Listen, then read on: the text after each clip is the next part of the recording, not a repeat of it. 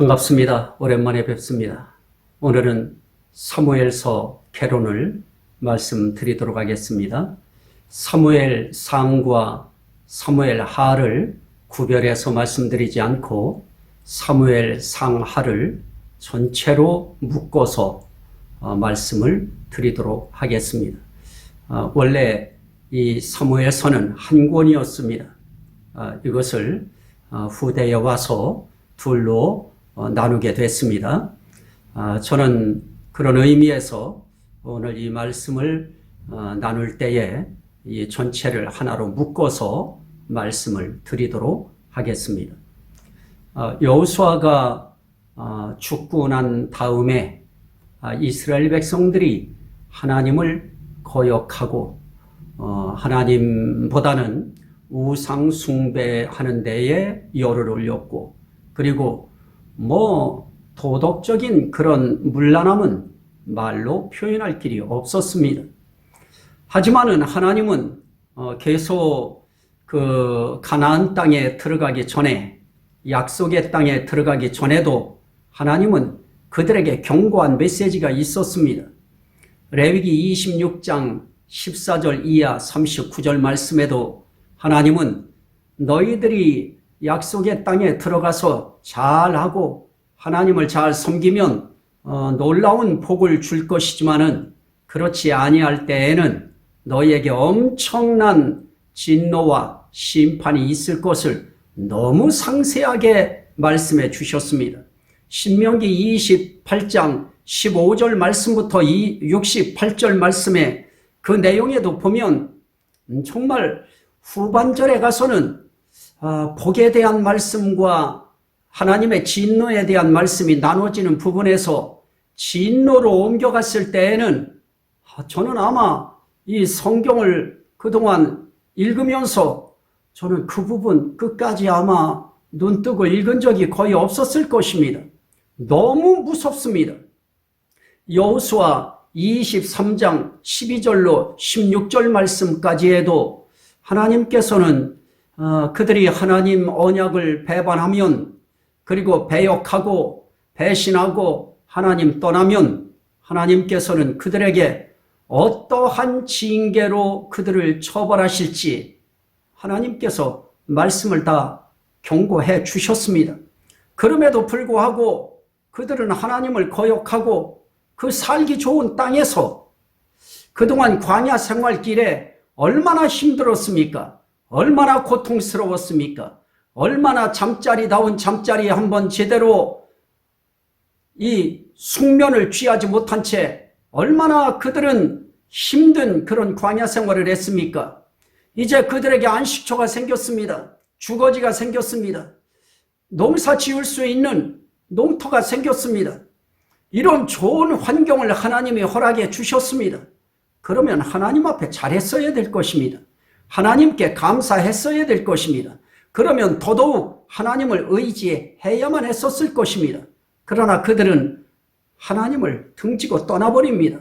그래서 하나님이 거듭거듭 경고하신 그대로 하나님은 진노와 심판을 그들에게 내릴 수밖에 없었던 것입니다.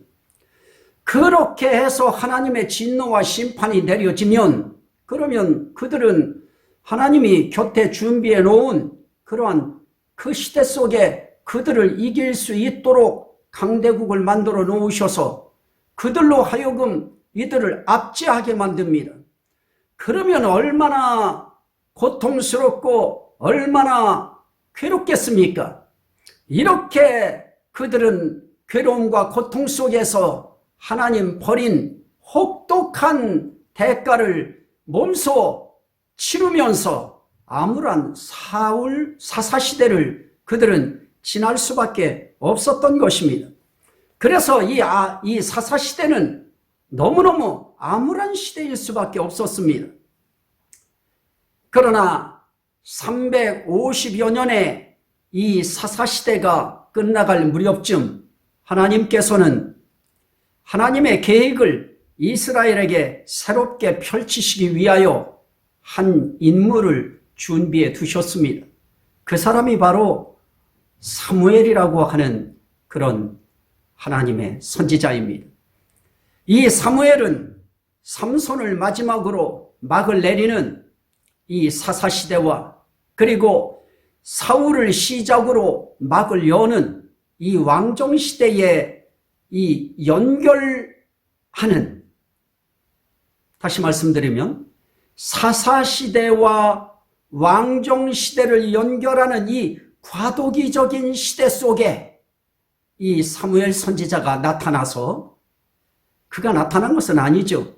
하나님께서 그 인물을 준비하셔서 그를 통하여 과도기적 시대의 주인공 역할, 주역을 감당할 수 있도록 이렇게 하나님이 한 인물을 준비해 두셨습니다. 그래서 이 사무엘 선지자는 항상 하나님의 뜻에 따라서 움직였습니다. 하나님이 이렇게 하라 그러면 그렇게 했습니다. 저렇게 해라 그러면 그렇게 했습니다. 저쪽으로 가라 그러면 그렇게 했습니다. 이렇게 하나님의 뜻을 충실하게 그렇게 펼친 그런 사람이었습니다.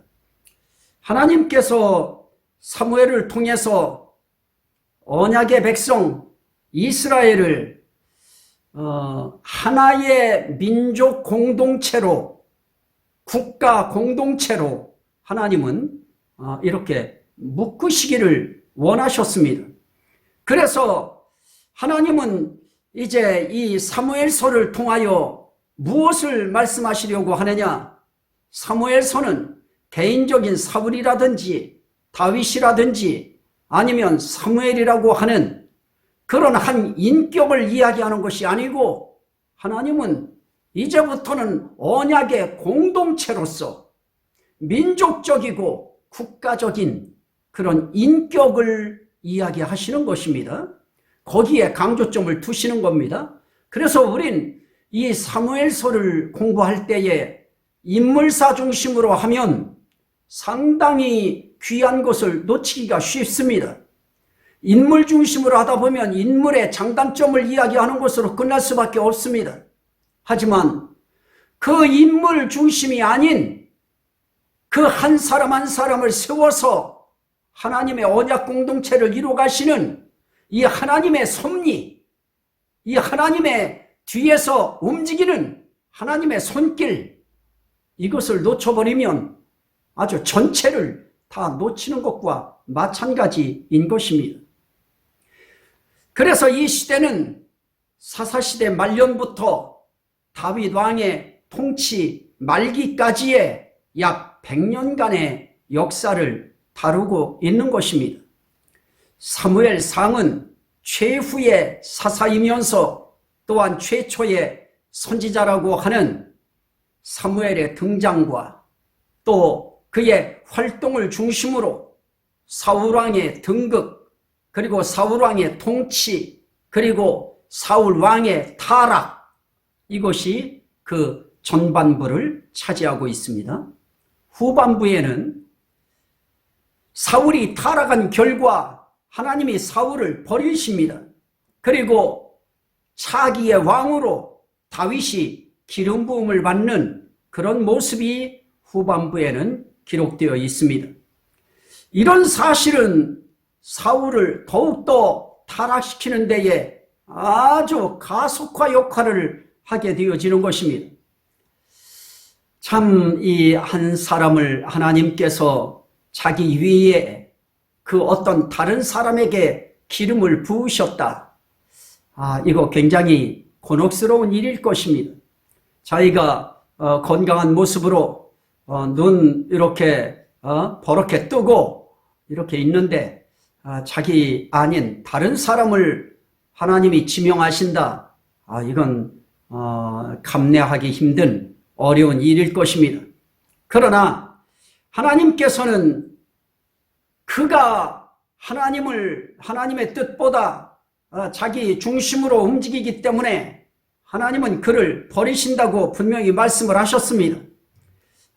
그러므로 다윗 왕에게 기름을 붓는 순간 그 기름 부음이 점차 시간이 흐름에 따라서 이거 생각지도 못한 그런 현상들이 일어나기 시작합니다.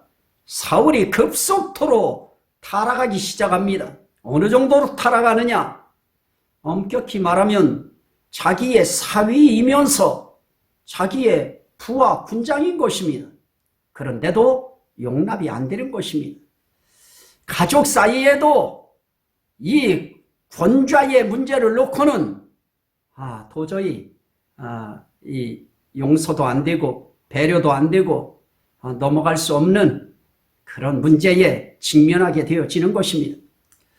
그래서 다윗을 죽이려고 하는 이 사울의 집요한 추격과 추적, 그리고 거기에 비해서 그 추적을 따돌리고 추격을 따돌리고 도피하려고 하는 이 다윗의 행각, 그리고 그로 인한 다윗의 정처 없는 도피 생활, 이런 것들이 후반부에서는 기록되어져 있습니다. 하지만 이 사무엘상은 블레셋 족속과의 길보아 전투에서 사울이 비참한 운명을 맞이합니다. 비참한 운명이라고 하는 것은 그가 죽임을 당하는 것입니다. 그렇게 처량하게 참 인생 참 그렇게 비참하게 죽음을 당하는데요. 한 나라의 왕이 이런 비참한 최후를 맞이하면서 전반부에 막이 내려지게 되어집니다.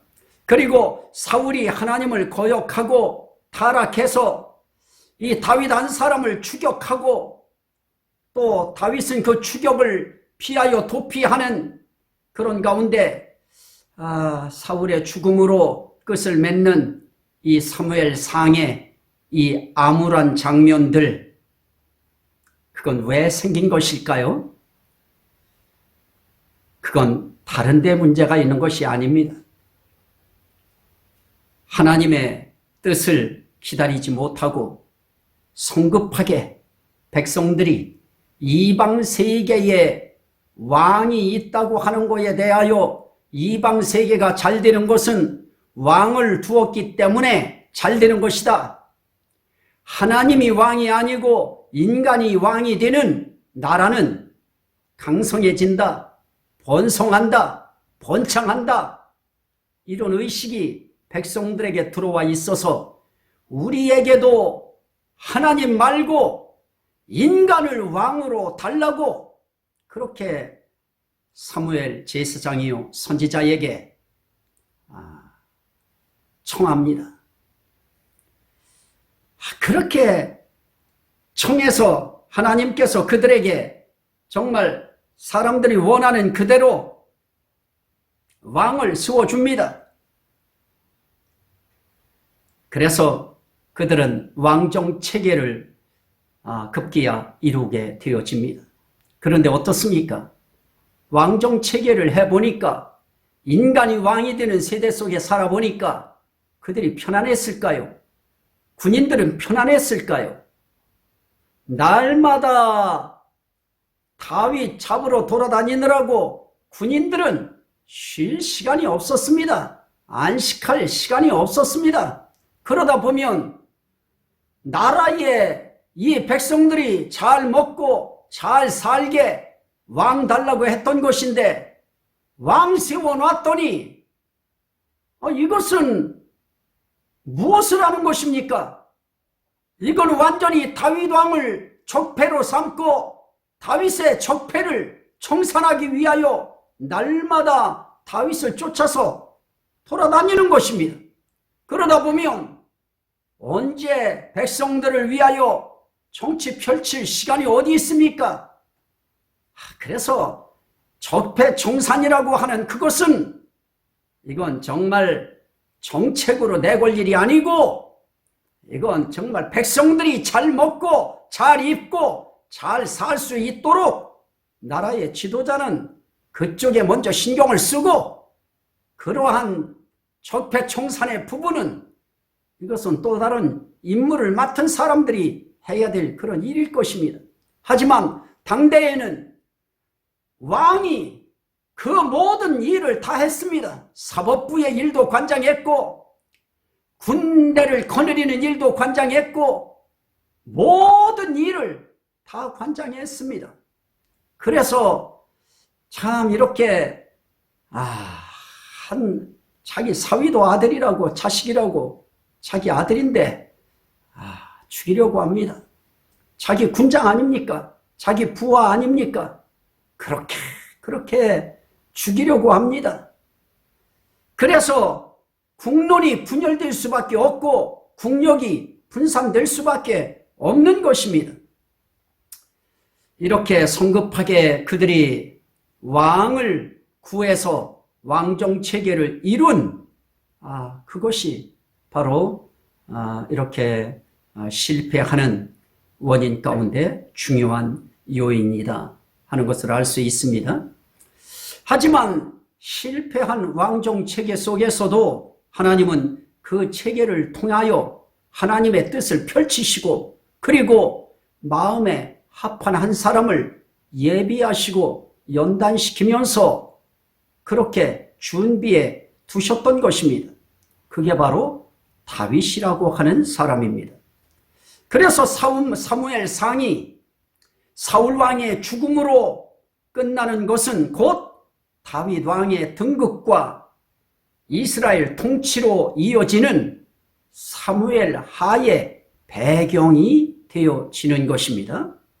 자, 사무엘 하의 배경으로 사무엘상이 주어졌다.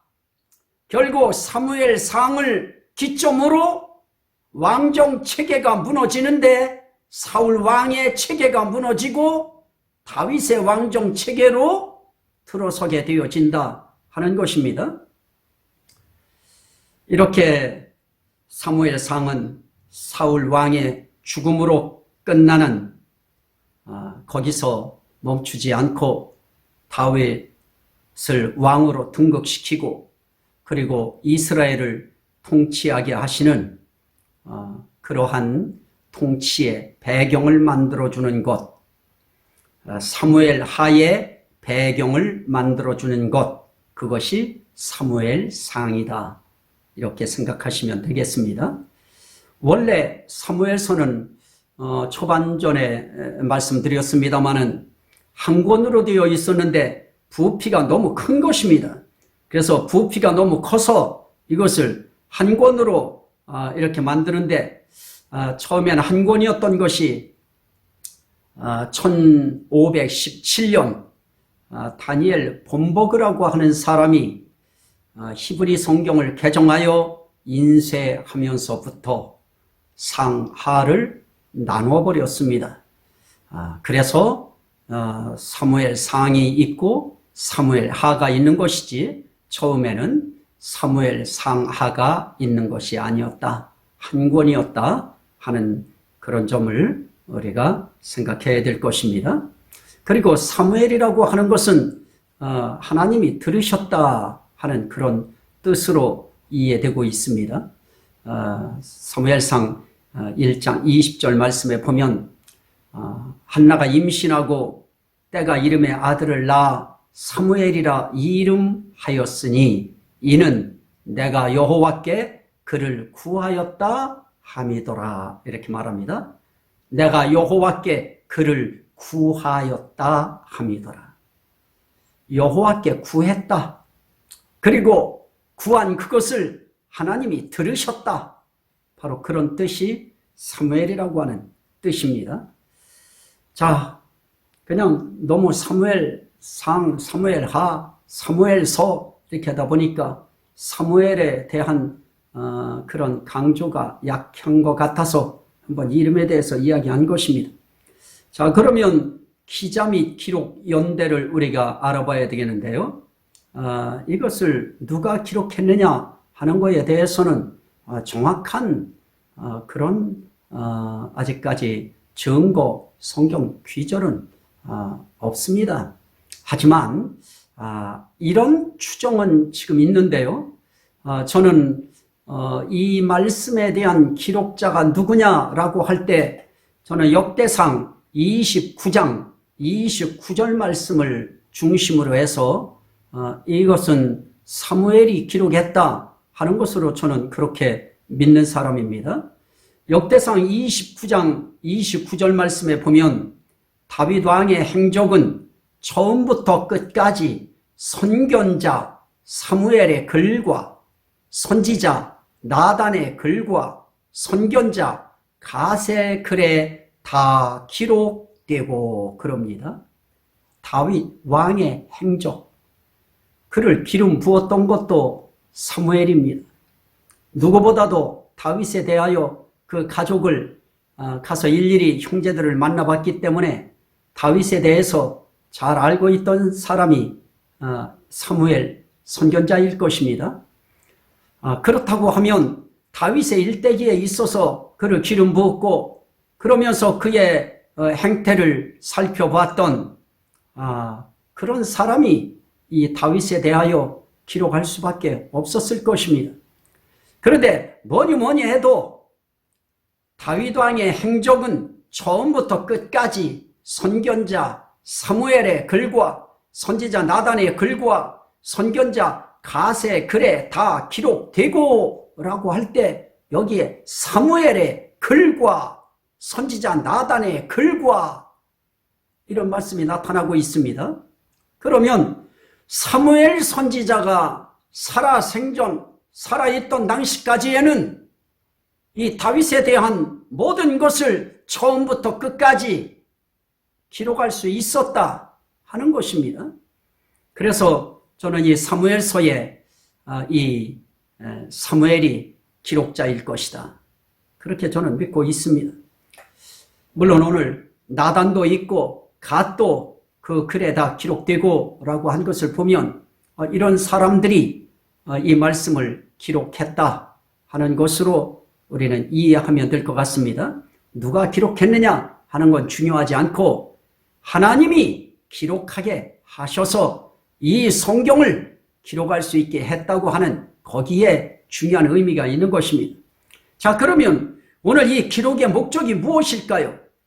기록의 목적은 다른 것이 아닙니다. 이스라엘 열조에게 큰 민족을 이루고 땅을 차지하고 다스리게 하시겠다고 하나님이 약속하셨습니다.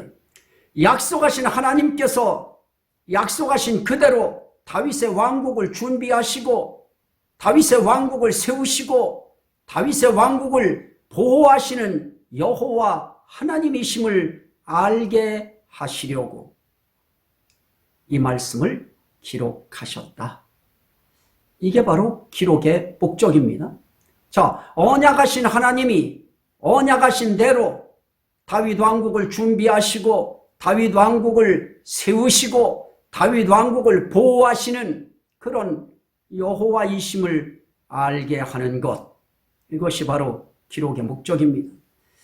하나님께서 아브라함과 이삭과 야곱에게 세 가지 복을 약속하셨습니다. 언약하셨습니다. 생육하고 번성하여 땅에 충만하라, 땅을 정복하라, 그리고 만물을 다스리라, 이렇게 말씀합니다. 생육하고 번성하여 땅에 충만하라고 할 때는 이게 국민을 이루는 것입니다. 땅을 정복하라 할 때는 국토를 이루는 것입니다. 그리고 만물을 다스리라 라고 이야기할 땐 국권을 이야기하는 것입니다. 한 나라가 존립하는 데에는 이렇게 국민이 있어야 되고 국토가 있어야 되고 그리고 국권이라고 하는 나라의 권위, 다스림의 권위가 있어야 될 것입니다. 이 중에서 모세와 여호수아를 통해서 생육하고 땅을 정복하라고 하시는 이 국민과 국토에 대한 언약, 약속, 이건 이미 성취했습니다. 사사시대의 정치는 종교적인 부패와 도덕적인 부패를 가져왔습니다. 사사기 21장 25절에 보면 그때에 이스라엘에 왕이 없으므로 사람이 각기 자기 소견에 옳은 대로 행하더라, 그렇게 이야기합니다. 자기 소견에 옳은 대로 행하는 그 인간의 참 그 정욕적인 본능의 삶이 얼마나 삶을 옳게 이루어 놓겠습니까? 엉망진창이었던 것입니다. 자, 이 사사기에서 사무엘 상하서 사이에 룻기서가 끼어 있습니다. 삽입되어 있습니다. 이 내용이 무엇이었습니까? 보아스가 이방 여인 룻을 통하여 다윗의 할아버지를 낳습니다. 룻기 3장 21절 이하에 보면 살몬은 보아스를 낳았고 보아스는 오벳을 낳았고 오벳은 이새를 낳고 이새는 다윗을 낳았더라 그럽니다. 다윗의 아버지 이새, 그 할아버지 오벳. 자, 이것이 무엇입니까? 이건 결국은 준비 과정인 것입니다. 다스림의 이 통치를 위한 기반을 지금 마련하고 있는 것이었습니다. 그래서 사무엘 상하서는 하나님께서 약속하신 대로 왕을 세우시는데 사울 왕을 세웠다 패하시고 그리고 이제 다윗 왕을 준비하십니다. 그리고 준비하신 다윗 왕을 세우십니다. 그리고 세우신 다윗 왕을 보호하시는 내용, 그것이 들어 있습니다. 결국은 사무엘 상하서는 사울 이야기 하려고 그거 하는 거 아닌 것입니다. 결국 다윗을 세워서 다윗을 보호하시는 그런 내용을 언약을 이루시기 위해서 기록하시게 하신 것입니다.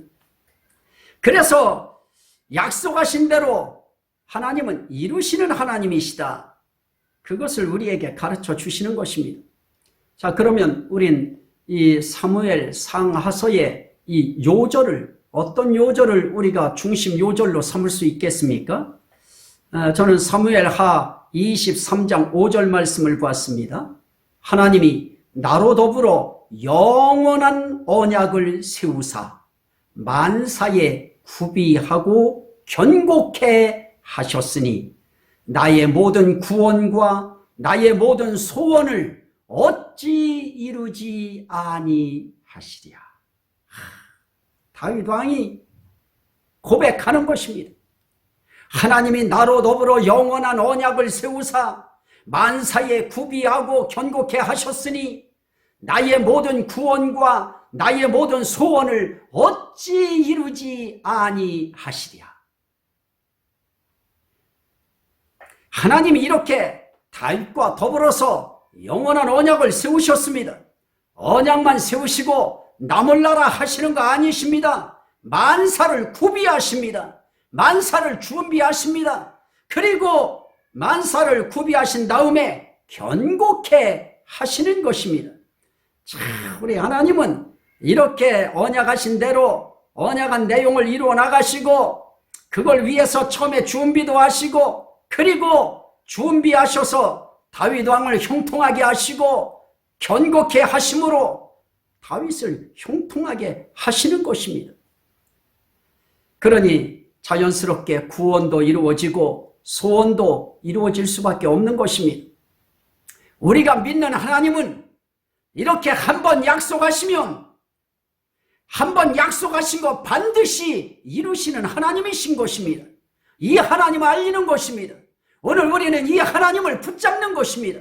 하나님에게, 하나님 나에게도 언약하여 주옵소서, 약속하여 주옵소서. 다윗에게 언약한 것이 나의 언약되게 하시고 다윗에게 성취하신 것이 나의 성취되게 하옵소서. 하나님 앞에 우리들도 간간히 하나하나 문제를 붙들고 우리도 하나님 앞에 언약을 받아야 될 것입니다. 성경의 언약과 우리 자신 개인의 언약은 또 다른 면이 있습니다. 이렇게 하나님은 성경의 언약을 이루실 때에 하나님은 한번 약속하시면, 한번 언약하시면 반드시 이루시는 하나님이신 것입니다. 그래서 다윗이 이 하나님을 찬송하고 이 하나님 앞에 영광을 돌리는 것입니다. 어떻습니까? 그렇게 그 하나님의 언약을 체험하시고 하나님께 찬송하는 삶을 살고 싶지 않으십니까? 그러면 오늘 본서의 주제는 무엇일까요? 뜻대로 이루시는 하나님이신 것입니다. 모든 역사는 하나님의 뜻대로 이루십니다. 사울이 자기 뜻대로 되던가요? 다윗이 자기 뜻대로 되던가요? 다윗은 언제까지든지 다윗은 목동으로 살 수밖에 없는 그런 천직으로 아마 생각했을 것입니다. 그러나 그런 것조차도 자기 뜻대로 되어지는 것이 아닌 것입니다. 하나님은 뜻대로 이루시는 하나님, 모든 역사는 하나님 뜻대로 이루어지는 것입니다. 인류의 모든 역사도 똑같습니다. 하나님의 뜻대로 세워진 역사가 계속 하나님의 뜻 안에서 그 역사는 이루어져 가는 것입니다. 그래서 역사 속에 사는 저와 여러분들은 누구를 응시하며 살아야 되느냐? 언약의 하나님 응시하면서 살 수밖에 없는 것입니다. 이 하나님 바라봐야 되는 것입니다. 그렇습니다. 하나님은 인생이 아니시기에 후회도 없으십니다. 변함도 없으십니다. 한번 약속하신 것은 반드시 이루시는 하나님이신 것입니다. 우린 이 하나님을 의지하고 이 하나님 바라보는 것입니다. 자, 이제부터는 목회자들에게 있어서 참 신경 쓰이는 부분인데요. 본서의 내용을 우리는 어떻게 분해할 것인가? 사실 저는 내용 분해, 이렇게 학교 공부할 때에 내용 분해하듯이 전 사실 성경은 그렇게 분해하고 싶지 않습니다. 어떤 면에서는 저는 그 어떤 내용들이 주변에 많이 산재해 있어도 그 전체 전부 다 끊어버리고 나는 한 절의 말씀 가지고 그 성경 이해하고 싶은 그런 사람 중에 하나인 것입니다. 그건 다른 것이 아닙니다. 이 성경 속에 하나님의 언약이 무엇인가? 하나님의 언약이 어떻게 지금 부각되고 있고 어떻게 나타나고 있는가? 저는 그거 하나 발견하면 내용 분해 그거 못하면 어떻습니까? 하지만 또 필요한 부분이기도 하기에 저는 내용을 이렇게 세 가지로 나눴습니다.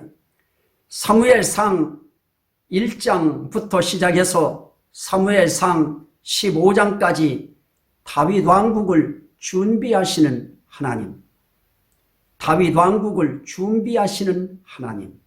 두 번째로 사무엘상 16장부터 사무엘하 10장까지 다윗 왕국을 세우시는 하나님, 다윗 왕국을 건립하시는 하나님. 세 번째로는 사무엘하 11장에서 사무엘하 24장까지는 다윗 왕국을 보호하시는 하나님. 하나님이 상황 속에서 다윗 왕을 보호하시는 이 하나님의 역사는 너무너무 놀랍습니다. 근데 비단 다윗만 그러하셨을까요?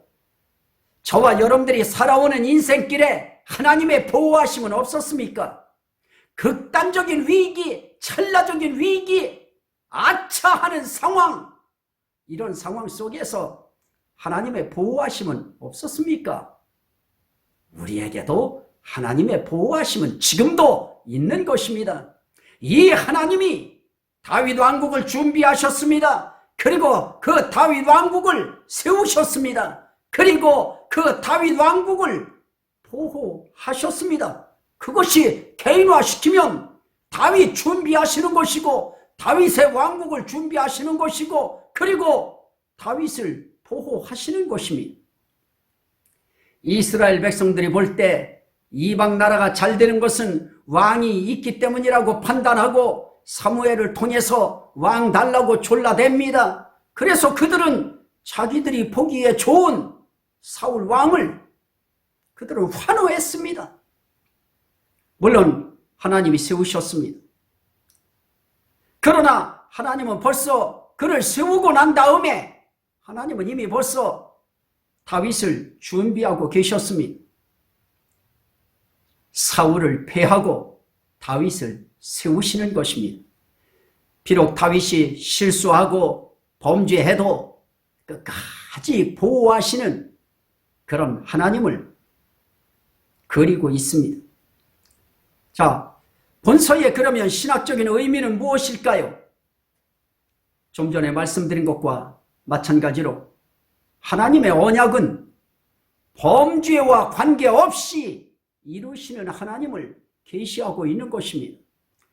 사울 왕은 범죄함으로 즉시 폐위시키셨습니다. 하지만 다윗은 실수와 범죄가 사울보다 더 컸습니다.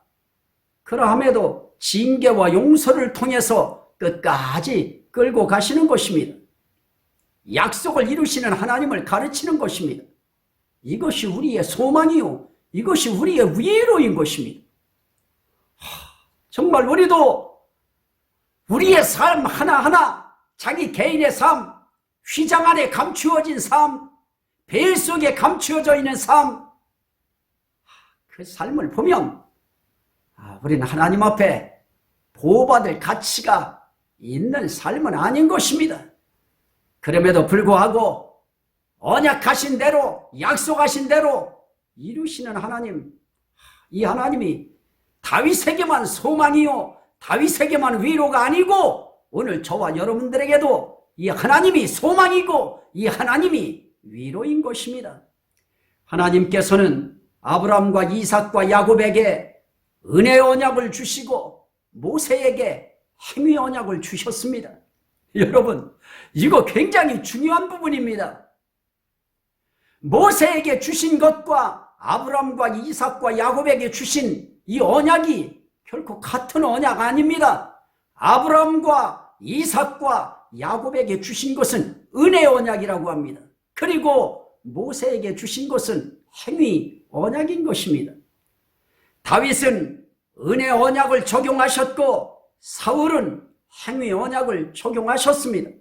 그렇습니다. 하나님은 우리의 범죄 행위와 관계없이 하나님이 약속하신 것을 이루어 가십니다. 다윗에게 약속한 거 이루어 가십니다. 마찬가지입니다. 여러분들에게도 하나님이 언약하신 거, 약속하신 거 있다고 하면 그 하나님은 여러분들의 행위와 관계없이 하나님은 그 약속을 이루어 가실 것입니다. 거기에 징계, 그거는 차치하고 큰 얼개가 그렇다는 것입니다. 그렇습니다. 하나님이 범죄에 관계없이, 우리의 행위와 관계없이 하나님께서 그 약속을 이루어 가시기 때문에, 그래서 감사와 감격과 찬송이 나오는 것입니다. 그러면 범죄해도 괜찮다는 거냐? 저는 그걸 말씀드리는 것이 아니고, 그럼에도 불구하고 언약을 이루어 가시는 하나님을 말씀드리는 것입니다. 오해하지 마시기를 바랍니다. 두 번째로 신학적인 의미는 다윗 왕국을 통하여 영원한 그리스도의 왕국을 계시하는 것입니다. 하나님이 다윗을 택하신 것은 다윗의 얼굴이 준수하거나 다윗이 배운 것이 많거나 가문이 좋아서 택하신 것이 아닙니다. 다윗은 가족 중에서도 오히려 가장 미약하고 보잘것없고 천한 목동에 불과한 그런 자였습니다. 전혀 내세울 것이 없는 자였습니다. 그러한 그를 하나님이 세우시고 그러한 그를 하나님이 보호하시는 것입니다. 다윗이 성현군자라고요? 그는 더럽고 추한 죄인이었던 것입니다. 남의 아내 가로채고 충신을 죽이고 하나님의 약속도 믿지 못하고 도망다니던 사람이었던 것입니다. 사무엘상 27장 1절 상반절 말씀에 보면 다윗이 그 마음에 생각하기를 내가 후일에는 사울의 손에 망하리니 블레셋 사람의 땅으로 피하여 들어가는 것이 상책이로다. 내가 후일에는 사울의 손에 망하리니 블레셋 사람의 땅으로 피하여 들어가는 것이 상책이로다. 이런 자를 위해서 하나님이 사랑의 수고를 하셨습니다. 끝까지 세우시고 보호하셔서 하나님의 사람으로 만드셨습니다. 그러니 하나님께 영광과 찬송을 돌리는 것은 너무도 당연한 것입니다. 이것은 다윗의 공로와 업적과 노력이 아니고 하나님의 은혜와 긍휼과 자비와 능력인 것입니다. 여기서 우리에게 보여주는 것이 무엇입니까? 한 국가가 세워지듯이 그리스도의 왕국이 어떻게 세워지는가? 한 민족이 공동체로 세워지듯이 천국 백성이 어떻게 세워지는가? 하나님께 축복은 어떻게 받는가? 하나님의 인도는 어떻게 받는가? 이 모든 것이 내 공로로 되는 것이 아니라 다윗의 후손이신 예수 그리스도를 통해서 이루어지는 하나님의 역사다 하는 것을 가르쳐 주시는 것입니다. 여기까지가 사무엘서 개론입니다.